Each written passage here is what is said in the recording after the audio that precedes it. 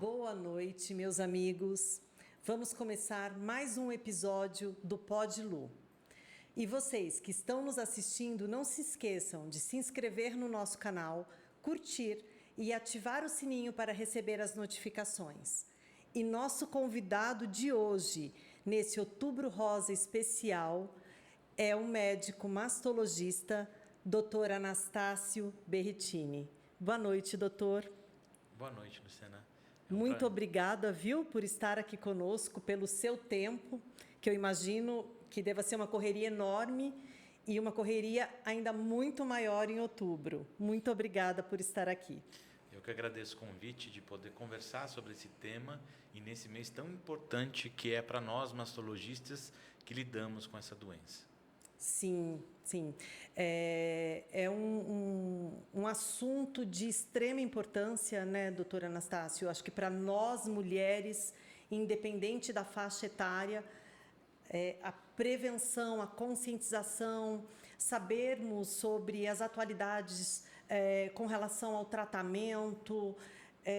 Eu acho que nosso bate-papo vai ser muito, muito proveitoso, viu? Para quem está nos assistindo, gente, fiquem de olho, porque eu acho que vai sair muita coisa boa daqui hoje.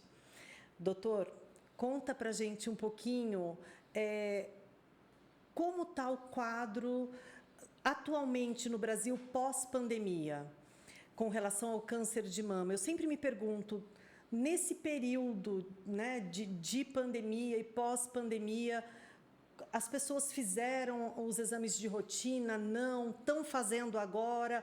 Ou ficaram mais tranquilas, né? Porque acaba acontecendo isso, eu imagino. Esse Outubro Rosa, Luciana, ele tem sido extremamente angustiante, no seguinte sentido. Nós já sabemos que tem estudos brasileiros que mostraram que o Outubro Rosa nós temos um aumento de 40% na procura da mamografia. Então isso chama realmente, ele tem um impacto. Só que neste ano, além desse aumento natural do outubro, nós estamos recebendo as pacientes que ficaram em casa, as pacientes que ficaram 1, 2, e mais angustiante ainda, Luciana. Eu pessoalmente tenho visto, hoje eu revi uma paciente de 11 anos que não fazia mamografia. Meu Deus! Mas que agora, depois da pandemia, ela resolveu que ela vai se cuidar novamente. Tá. Então você imagina este universo de pessoas correndo ao médico e querendo fazer os seus exames e a sua mamografia. Então isso tem nos trazido uma certa angústia. E uma preocupação, eu imagino, imensa, né? Porque o câncer de mama, eu acho que é isso, ele é um dos cânceres que mais mata no Brasil, mas se diagnosticado, 90%, 95%, eu acho, é possível cura. É isso mesmo, doutor? Isso. Por que se fala tanto do Outubro Rosa e do câncer de mama? Porque, como você disse, ele é o mais incidente. A gente espera, nos últimos 3 anos, uma média de 68 mil mulheres. Mas, apesar de todos os avanços que nós tivemos no tratamento, a mortalidade ela aumenta ano a ano, né? E um dos motivos é o diagnóstico tardio. É a mulher que vai deixando, é aquela paciente do SUS que tem a dificuldade de começar seu tratamento. A gente sabe que um tumor de mama inicial, e o que é um tumor inicial? É um nódulo que tem até 2 centímetros na mama e que quando a gente vai avaliar a axila dessa paciente, ela não tem nenhum nódulo ali. A chance de cura realmente é 95% em 5 anos. E a gente não tem um relato em outro câncer que seja tão eficiente o tratamento quanto o câncer de mama.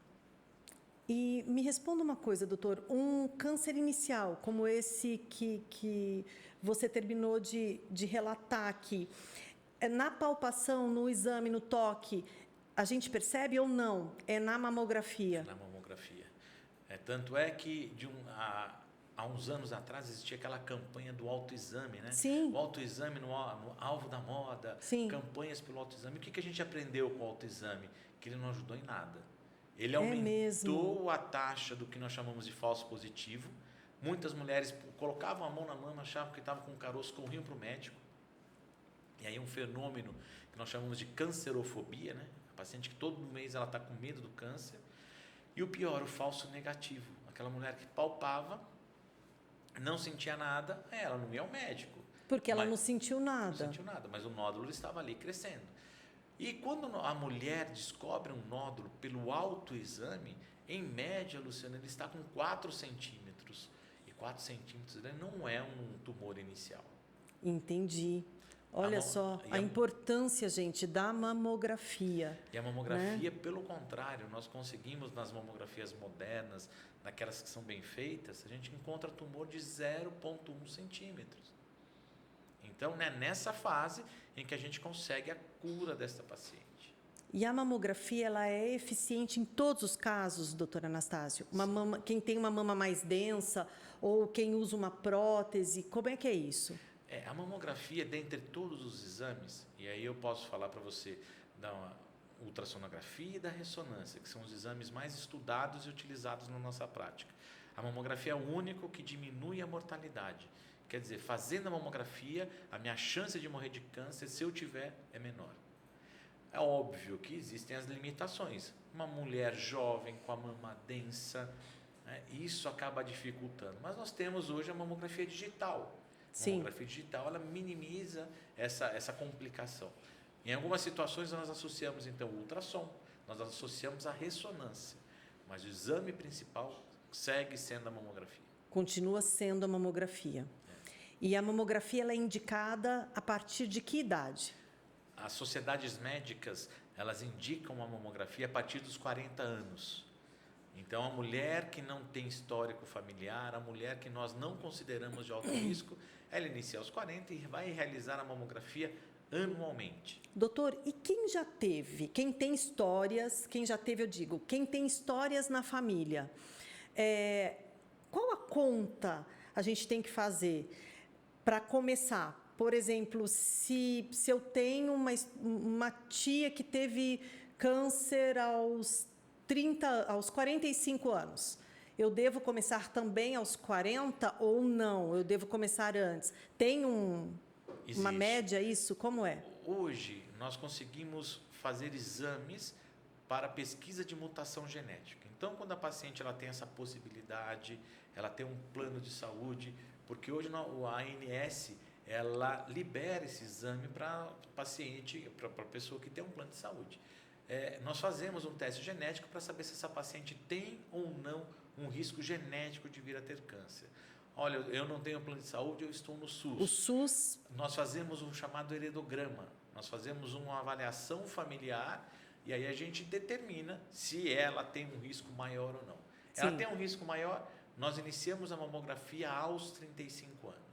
Tá. Mas eu tive, como você disse, minha prima teve com 30. 30, porque a gente sabe que tem, né? Existe. É raro, mas existe. Mas existe. Nós antecipamos a realização desta mamografia.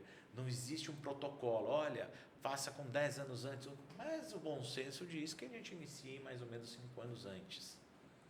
E uma coisa importante também, né, o doutor falou aqui no começo da dificuldade dessas pacientes do SUS de iniciarem um tratamento. Eu sei que existem leis. Quais leis são essas? E elas funcionam? Isso até como informação, né? A gente sabe que existe. O Brasil ele é recheado de leis. Não é? O que precisa ser colocado em prática. E as pessoas, muitas delas, eu acho que nem sabem da existência delas, não é? Várias vezes eu orientei pacientes advogadas. Sim, que não sabiam. Que a lei dos 30, eu acho, lei dos 60, né? A lei dos 30 qual é? A mulher sentiu um nódulo, ela tem 30 dias pelo SUS para ter um diagnóstico. Ou seja, o SUS tem que dar um diagnóstico, ela tem que conseguir consulta, tem que fazer os exames, tem que ser diagnosticada dentro de 30 dias, é isso? Isso. E ela tem um resultado de câncer, ela tem 60 dias para iniciar o seu tratamento. Isso é lei. Isso é lei. E funciona? Não. Não. Mas, para aquela mulher que vai atrás, que questiona, que vai no Ministério Público, a gente sabe que ela consegue, porque é lei. É lei, então. Né? Então, eu acho que nesse Outubro Rosa, uma coisa importante, porque isso é prevenção também, não é só o exame, né, o toque ou a mamografia, mas é a conscientização dos direitos das mulheres, né? Quais são os nossos direitos? Às vezes a gente nem não sabe, né? Eu sei disso, meus irmãos são advogados, e numa conversa, um dia, num bate-papo, eles me falaram dessa lei, mas eu vou lhe ser sincera, eu também não sabia. Eu também não sabia. Não adianta a gente ficar conversando sobre, olha, tem quimioterapia nova, quimioterapia Sim. moderna. Não, a gente tem que fazer o básico. O básico é correr, é fazer um diagnóstico precoce, né? Então a lei existe não é porque alguém quis ser bonzinho, é porque a gente sabe que o tumor de mama ele não fica parado. O tumor de mama ele cresce. Uns crescem mais rápido, outros crescem mais lentamente, mas todos crescem. E 2 meses entre o diagnóstico e o início do tratamento é o tempo de segurança. Tá, passou disso, A gente sabe que ele vai aumentando que ele mais. vai aumentando. E aí o índice de cura, claro, vai diminuindo. Doutor, e existe, eu também imagino que tem muito preconceito, muito mito, né, com as redes sociais. Estávamos conversando um pouquinho antes de iniciarmos aqui, que hoje eu escutei que sutiã, olha, já ouviu dizer que sutiã causa câncer, sutiã apertado, então eu não uso mais sutiã. Eu disse, gente, essa é nova, eu não tinha escutado. Já escutou isso? Isso vem em ondas, né? Vem em ondas, né? De vez em quando eles são ressuscitados, esses boatos, né? Então eu vou citar para vocês os principais que nós, ano a ano, nós vamos escutando. O sutiã, como você disse, causar câncer. Há 2 anos atrás, a gente teve uma onda de boatos que o sutiã na cor preta causaria câncer. Na cor preta? Na cor preta, porque o pigmento preto do sutiã poderia ser carcinogênico. Meu Deus. Isso não tem nada, não tem comprovação científica nenhuma. Segundo, o uso de desodorante. Sim, desodorante, ia perguntar. Não, já foi provado também por A mais B que ele não causa câncer. Terceiro, a questão de realizar mamografia.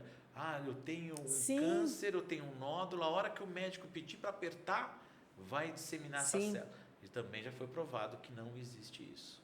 Trauma, aperto, nada disso. O que acontece, Luciana, é que antigamente a mulher não se cuidava. Sim. A mulher não tinha o seu autoconhecimento, né?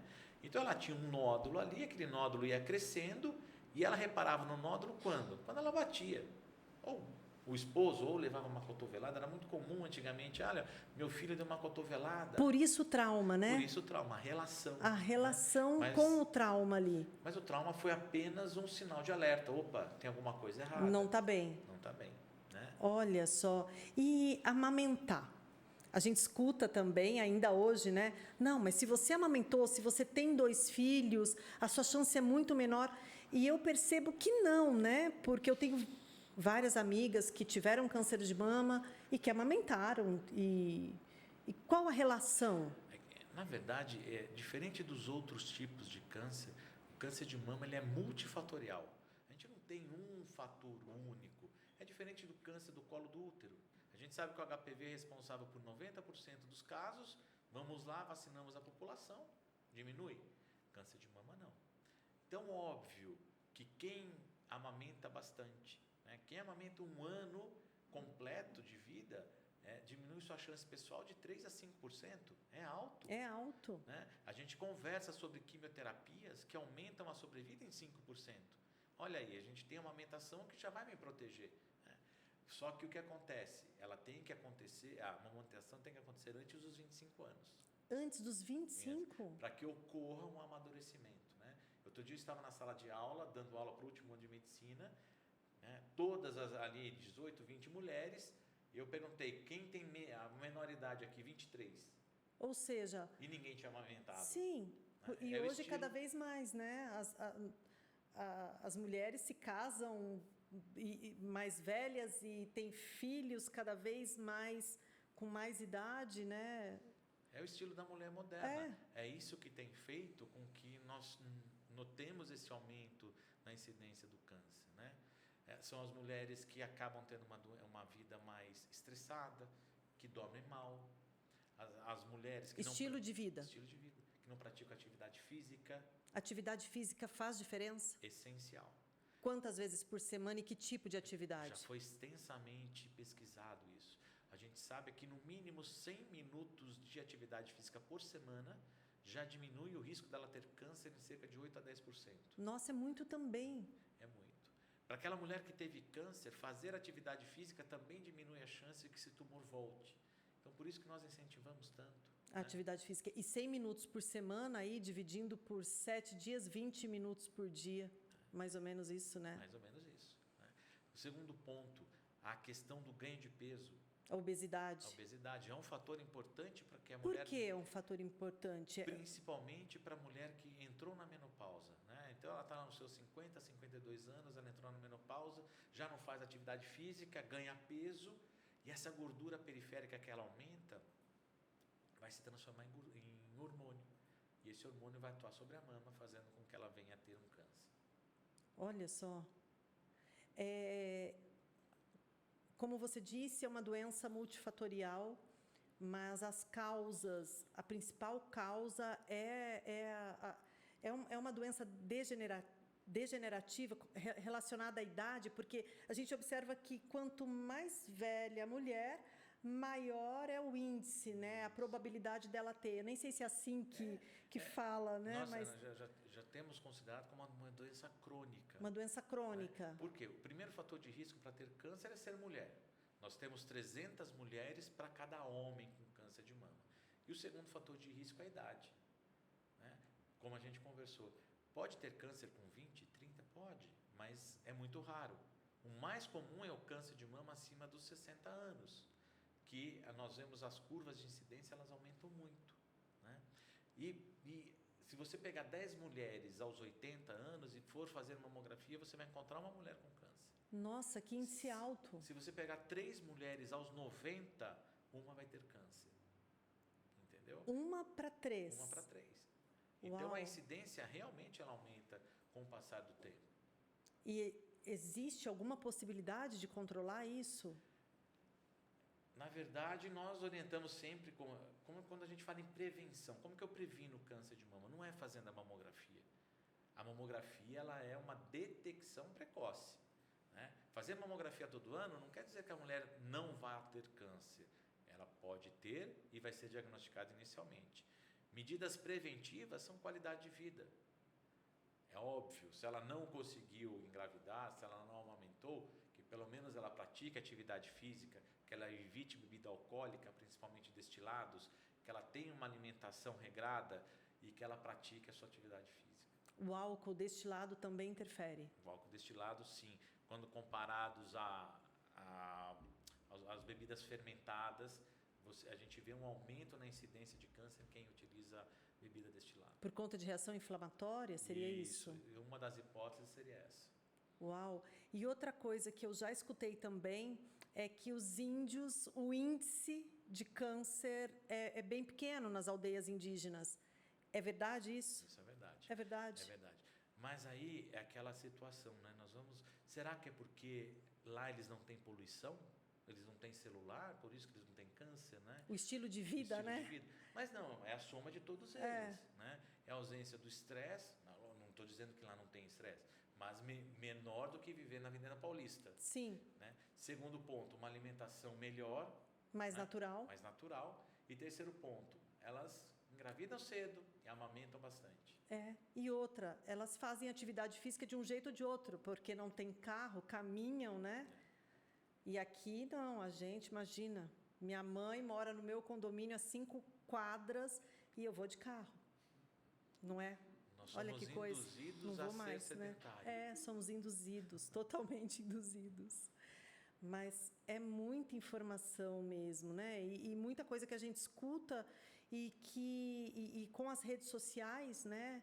Isso eu queria abordar também, como é que o doutor vê esse momento que estamos vivendo, porque a gente tem muita coisa boa, temos as lives, que eu adoro assistir live, podcast, enfim, mas tem muita informação ruim também, e a moçada escuta isso, né? Isso tem se tornado um problema, né? Principalmente por conta da pandemia, onde muitas vezes nós, como médicos, somos questionados. Né? Da mesma maneira que questionavam a medicina a respeito do tratamento, do que se fazer de vacina, hoje existe um questionamento a respeito também sobre o câncer de mama. Né? Eu já tive discussões esse ano dentro do meu consultório de pacientes que não quiseram se tratar. Não, porque eu vi, porque eu li, porque o Google me mostrou, né? E coisas que a gente não tinha há 4, 5, Sim. 10, imagina 10 anos atrás alguém se negar a tratar porque ela tinha escutado alguém que não se tratou, né?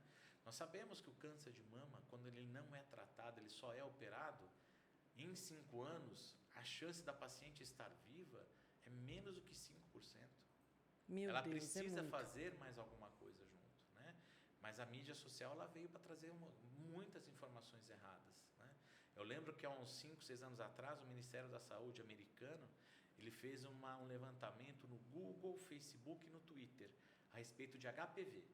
E eles confirmaram que 90% do que era descrito na mídia social, nesses 3, estava errado. Meu Deus. Né? E a gente tem muito Ctrl-C, Ctrl-V, né, Luciana? Muito, Eu escuto muito, aqui e muito. replico ali. Exato, né? exato. Mas ninguém vai E ler. o Dr. Google a todo momento na vida de muita gente, né? E a gente sabe que o Brasil já se provou isso, eu li outro dia, que é o país que menos se lê uma notícia por inteiro, mesmo menos tempo se fica dentro de uma página. Então a pessoa às vezes lê, ou até um estudo científico, vou ler só o enunciado e a conclusão, mas eu não vejo como ele foi feito, qual foi o embasamento daquilo, a seleção de pacientes, e aí acaba tirando conclusões errôneas, né?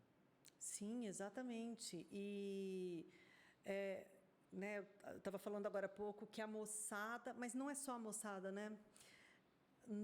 Todo mundo. Hoje a gente tem muito acesso às redes sociais para tudo. Então, eu acho que isso acaba sendo um problema ainda maior do que eu imaginava, né? Porque eu acho as redes sociais, assim, poxa, incrível. E acho que com essa pandemia teve um crescimento enorme, facilitou muito a vida da gente, né? A gente hoje tem muita informação, mas qual a qualidade disso, né? É um mundo novo, né, Luciana? Nós temos que nos habituar. Óbvio que tem aquela geração que nasceu com a internet, mas mesmo assim eles precisam se adaptar ao mundo eletrônico, o mundo das mídias e ao mundo real, né? Eu tive um caso que me deixou extremamente chateado outro dia, de uma colega, né?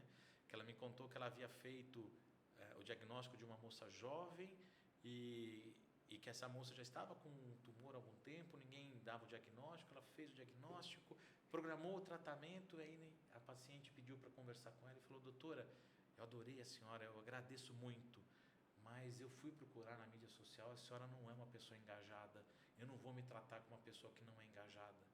Meu Deus. O que é esse engajamento? O que é esse engajamento, né? O que isso significa na nossa prática médica? Exato. Que impacto que isso tem, né? Precisamos entender. Precisamos entender e rápido, né? E rápido, porque senão a gente se perde nesse contexto aí. E com relação ao tratamento, Anastácio, como funciona isso? Quando o câncer é diagnosticado inicialmente, todos os casos são cirúrgicos ou não? Como é isso? Na verdade, vamos lá. Até alguns anos atrás, era uma receita de bolo. Toda mulher fazia cirurgia, fazia químio, a rádio, tomava alguma medicação, né? Hoje não, hoje existe a individualização. Nós, quando fazemos um diagnóstico, nós solicitamos alguns exames para determinar qual é o tipo, qual é a família daquele câncer de mama. E cada tipo de câncer de mama vai receber um tratamento adequado. São muitos tipos? São muitos tipos. Então, existe aquele câncer de mama que ele vai receber inicialmente a quimioterapia. Ah, doutor, meu tumor é pior porque eu vou começar com quimio? Não, é porque o seu tumor é sensível à quimioterapia.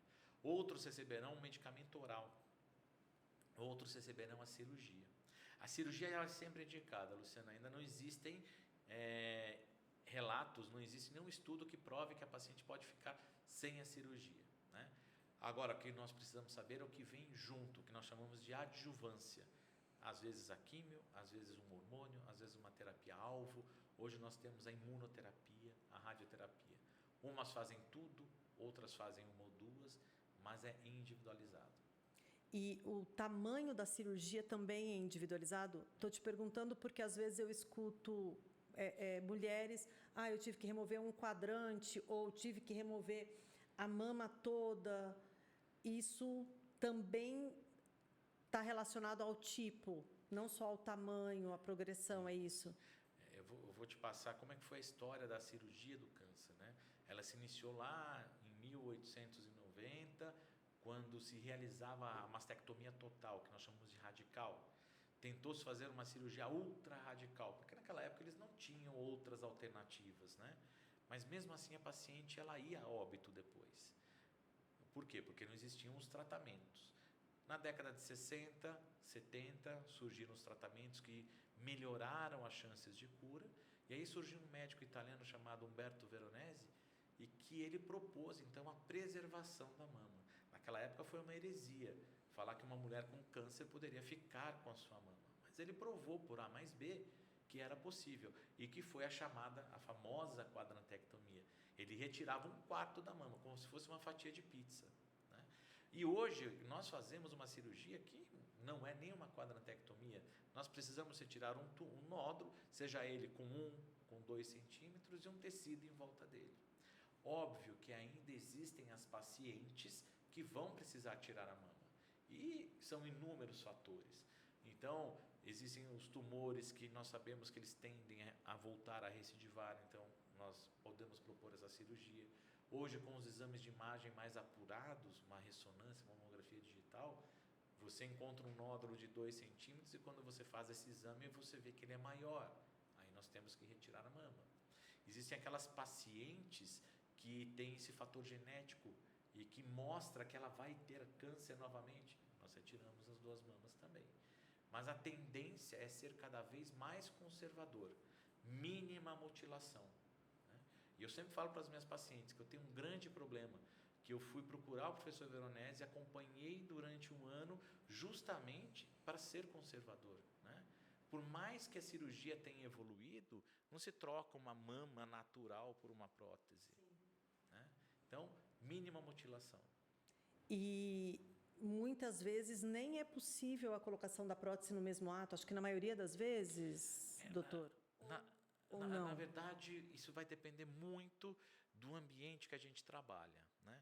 Então, são dados muito encorajadores, porque hoje nós temos, em média, no Brasil como um todo, SUS, convênio particular, uma média de 40% das pacientes que perdem a mama, elas são reconstruídas imediatamente. No mesmo ato. No mesmo ato. Mas a gente lembra que há 15 anos atrás, a média era de 2%. Nossa. Então, houve um aumento grande. Olha, um aumento grande. Óbvio que hoje a gente tenta fazer essa reconstrução cada vez mais de maneira imediata.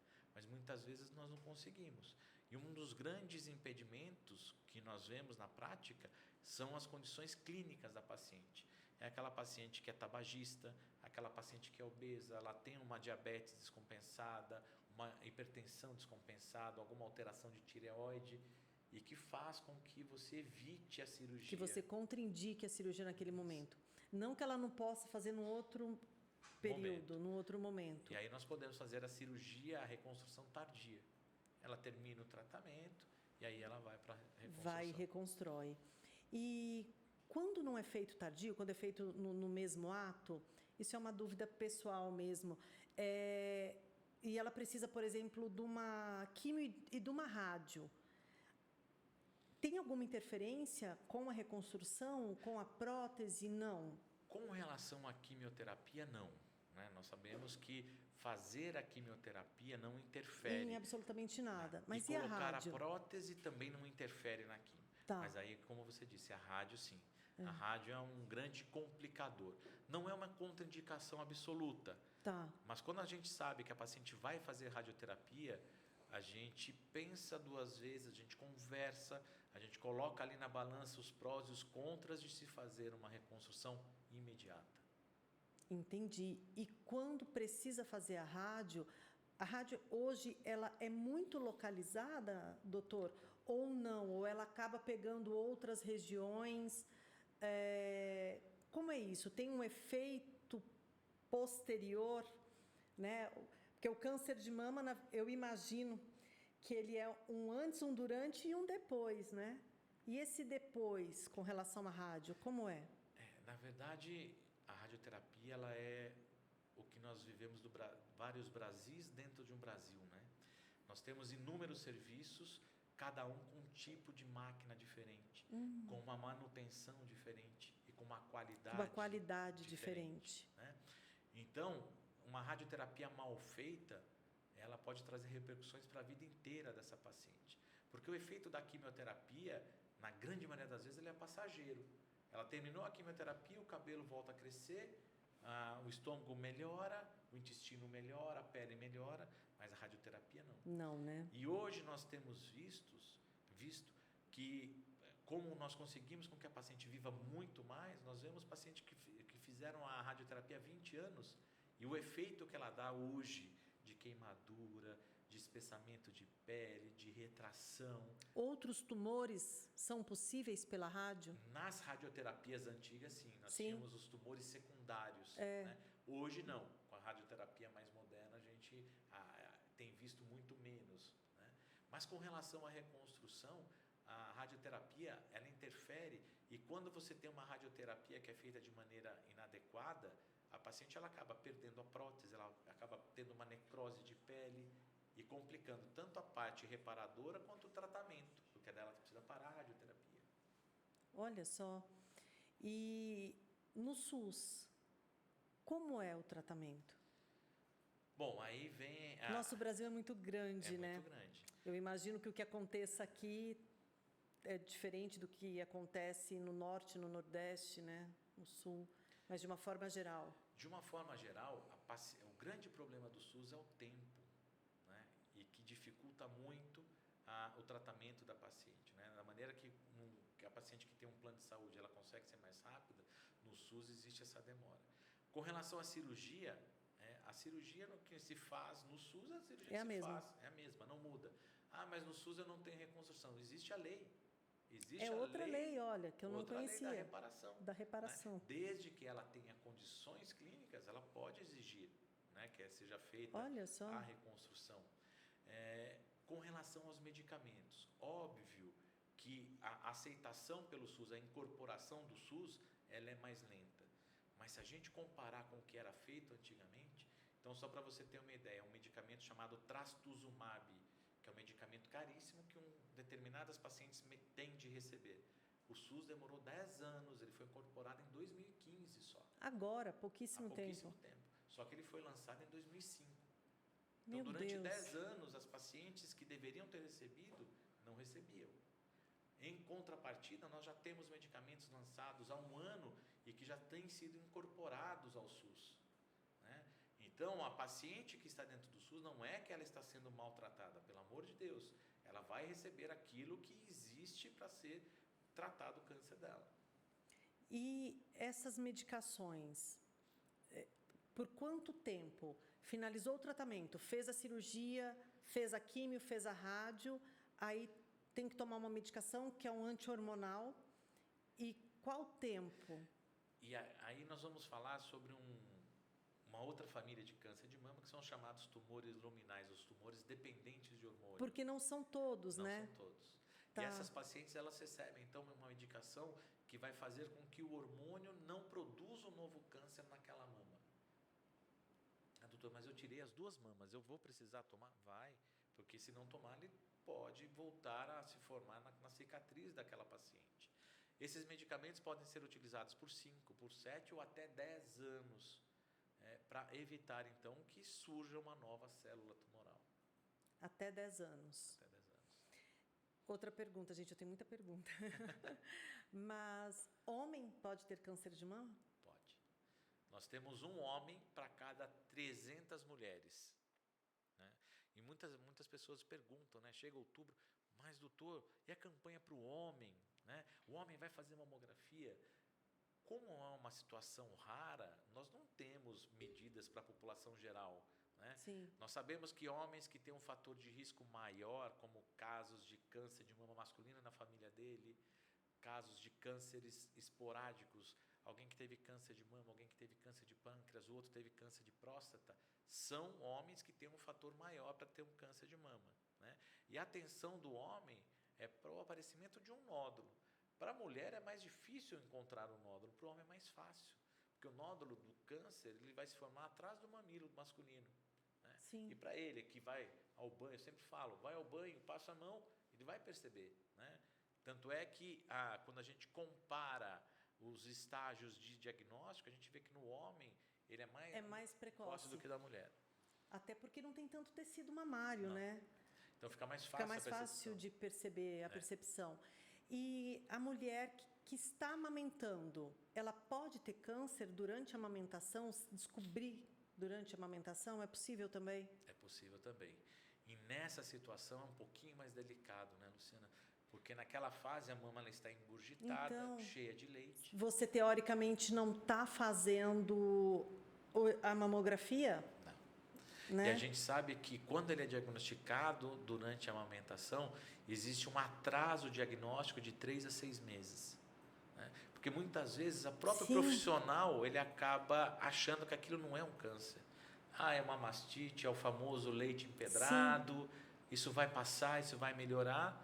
E em algumas situações, infelizmente, isso pode ser um tumor. Mas se fizer uma mamografia, existem exames aí que dá para diagnosticar? Existem, né?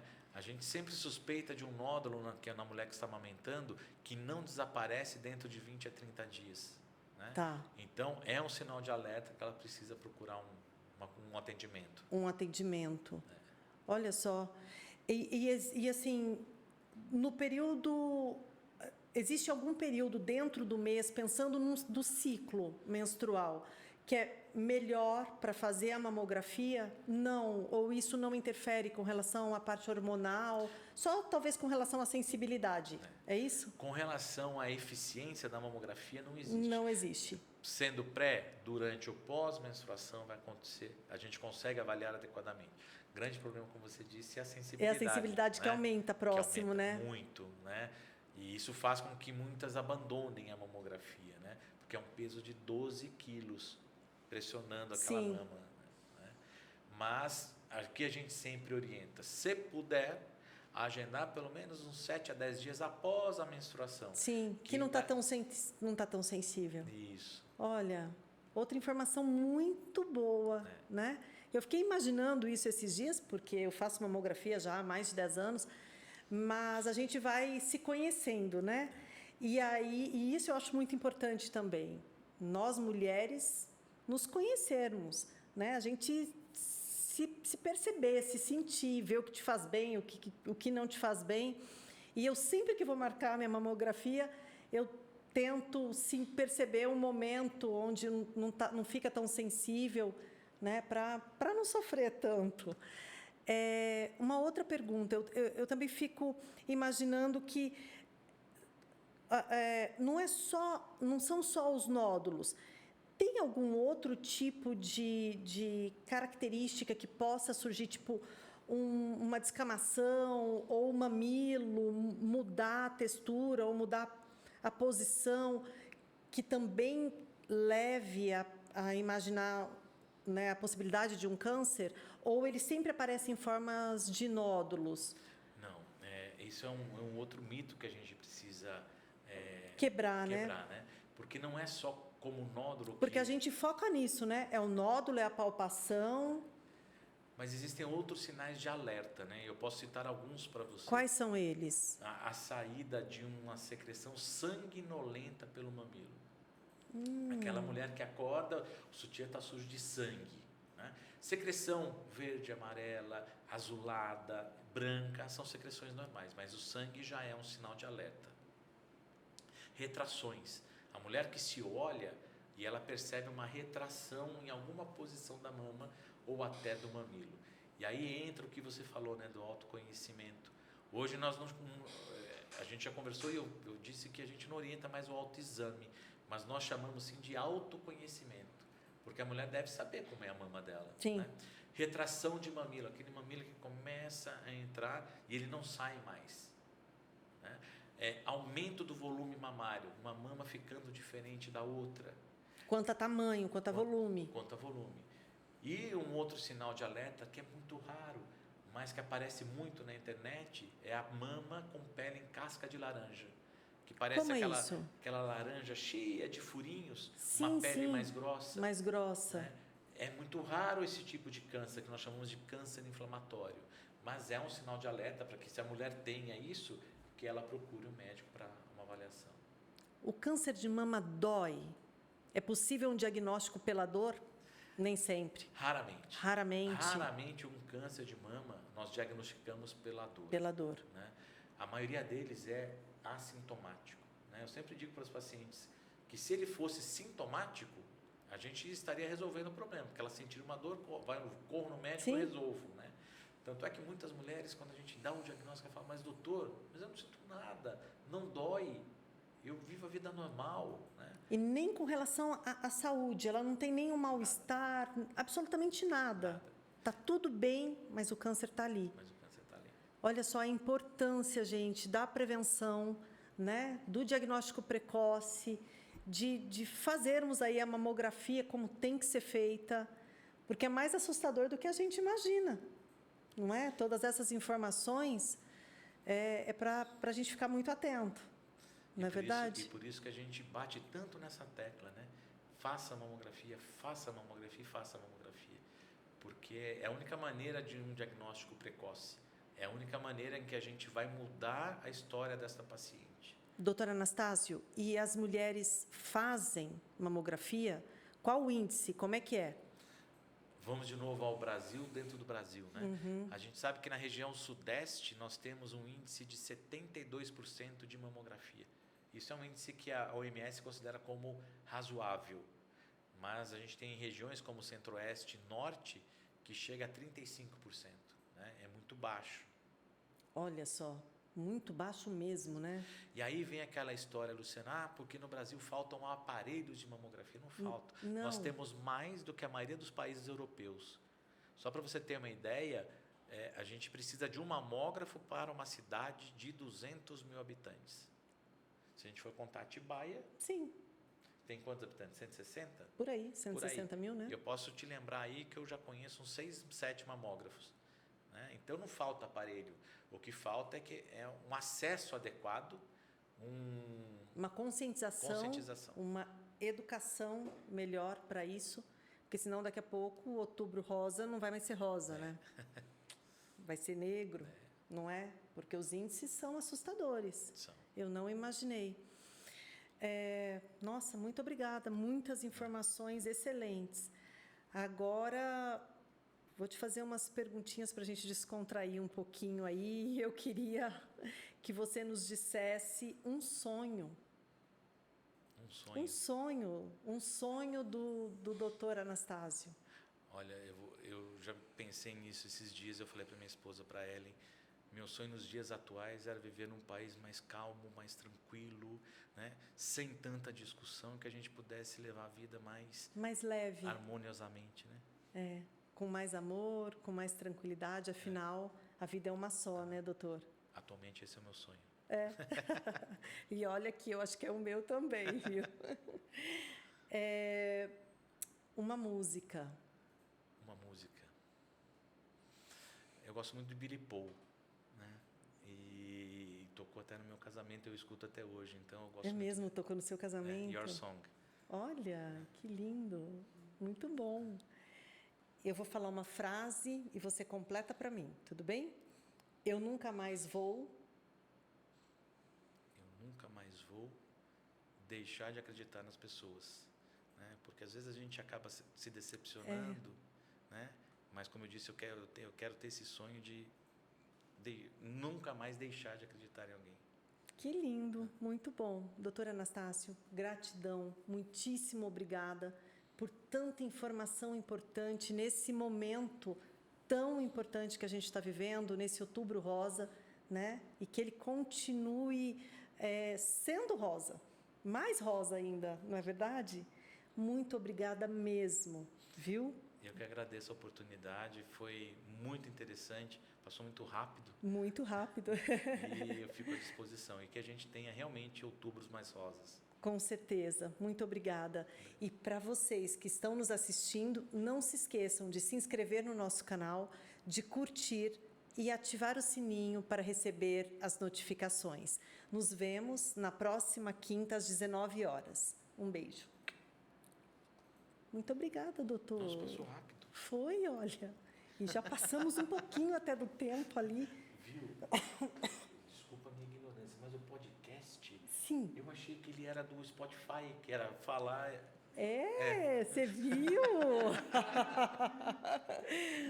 Mas daí fica no YouTube? Fica! Nossa! E já vai passar semana que vem. A gente já vai te mandar o link. Que bom, que bacana. Né? Muito legal.